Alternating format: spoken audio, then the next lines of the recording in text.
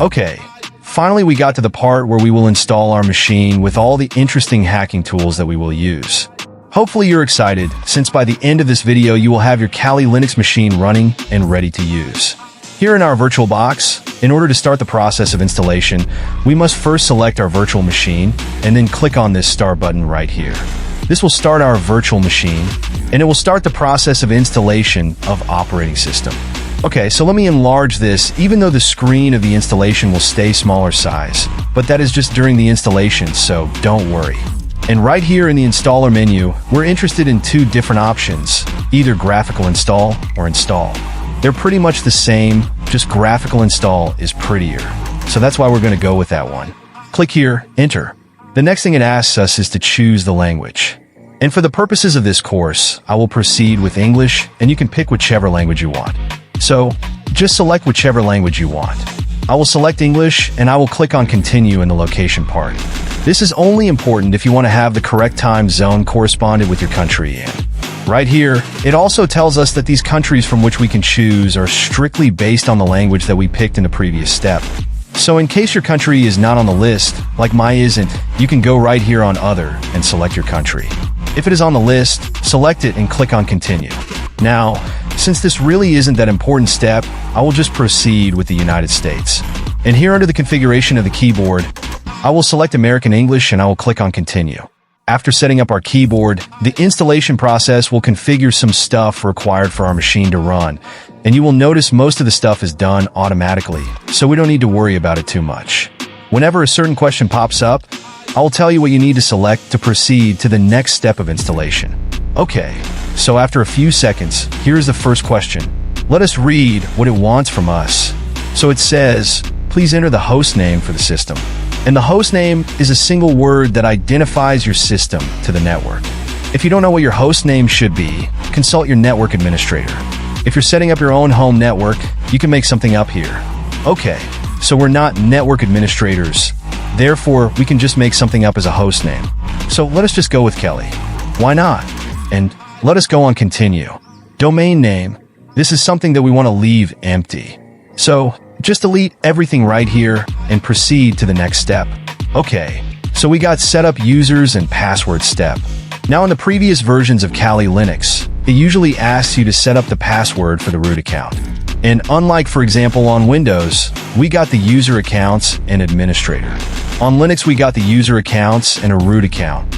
What a root account is basically the same as an administrator in Windows. It has elevated privileges. It can execute commands that user's account cannot execute. And in this newest version of Kali Linux, we are required to set up a user account. So here we got the step where we need to specify full name for the new user. And it tells us that specifying our full name would be a reasonable choice. And if it was any other course instead of a hacking course, I would also tell you to specify your name here. But I must teach you to also think like a hacker, and we hackers want to stay as low-key as possible. So specifying our real name is not an option for us here. We can just make something up instead. Let us go with Mr. Hacker. Why not? Let's click on Continue, and the username we can also leave to be Mr. Hacker.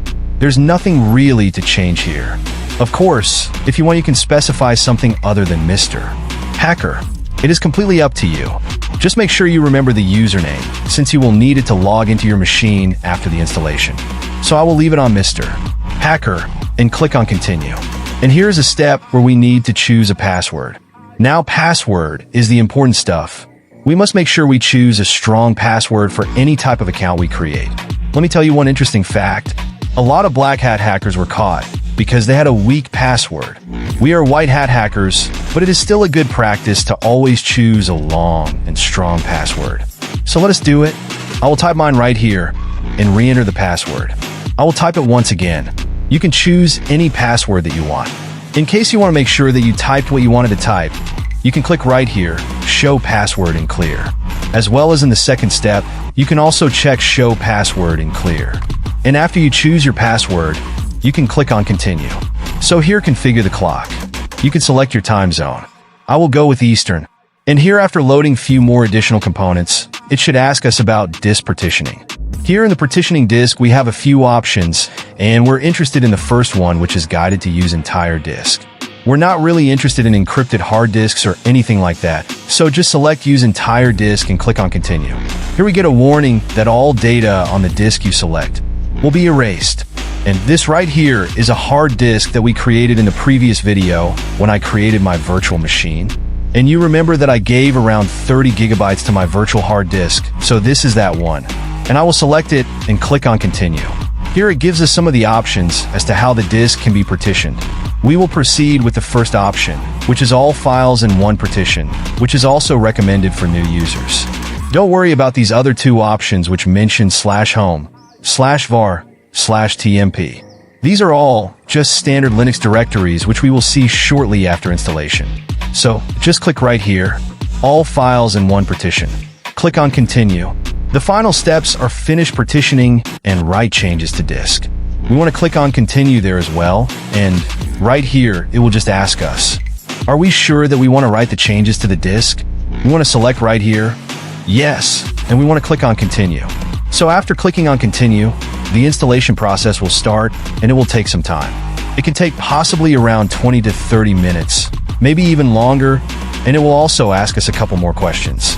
In meantime, I will fast forward to the first question that pops up, and you just pause the video until you get to that step of installation. Okay, so here is the next question, configuring the package manager, and it asks us for the HTTP proxy information. Leave blank for none, and we do want to leave blank, so we're not going to type anything here, and we're going to click on Continue. Here in the software selection, we want to leave all of the checked things, and we also want to add the large option. So leave everything checked that you see right here, and click right here on large. What this will do is it will install additional tools in our Kali Linux, and we want as many hacking tools installed with our operating system, so we don't have to waste time installing them later on. So just double check that all of these options are checked. Desktop environment, XFC, these lower three, and the large option as well should be checked. After you get all of that, click on Continue. And this step of installing software will take some time. So just go grab a cup of coffee or take some snack, and I will see you in around 20 to 30 minutes. Okay, so after a long installation, here is another question. And it asks us, should we install the grab bootloader to the master boot record? First of all, what is grub? Well, grub bootloader is a software that loads Linux kernel. It is the first software that has started its system boot. Let us read what it asks us here. It seems that this new installation is the only operating system on this computer. If so, it should be safe to install the grub bootloader to the master boot record of your first hard drive. Warning: if the installer failed to detect another operating system that is present on your computer, modifying the master boot record will make that operating system temporarily unbootable, though grub can be manually configured later to boot it. You want to click here, yes, and you might be asking, wait Alexa, but I'm running other operating systems. I'm running Mac OS or Windows. Don't worry, remember, this is a virtual machine. It doesn't know about your main operating system for this virtual machine. This is the only operating system that is being installed, so it is safe to select yes and proceed to the next step. And in here we want to select Dev and click on Continue. This will proceed to finish up our installation, and it might ask us a question or two more, and then we should be ready to use our Kali Linux machine. Okay, and this final step says installation complete, so it is time to boot into a new system. Make sure to remove the installation media so that you boot into the new system rather than restarting the installation. Since we don't have an installation media, and this is probably referring to a USB drive in case you installed an operating system over USB, and we installed it in virtual machine, so we can simply just click on Continue. This will finish up the installation, and then it will reboot our machine and open up our Kali Linux desktop. Here it is, our virtual machine is starting up for the first time. Finally, here is our login screen to our Kali Linux machine. Here we want to input the username that we typed in during the installation, so in my case it is Mr. Hacker. And down here, you want to input the password that you used during the installation. Then you can click on Login. And here it is, our first hacking machine. Now, in case you're wondering why is it a smaller screen, well, to fix that, in most cases, you can simply just do this, lower the screen, and then enlarge it once again, and now it should be in full screen mode. In case this didn't work, don't worry. In the next video, we're going to perform some of the checks of our virtual machine to check the internet connection, whether it is in full screen mode and other things as well. Oh, don't worry if your machine isn't in full screen mode. It will be after the next video. Yeah.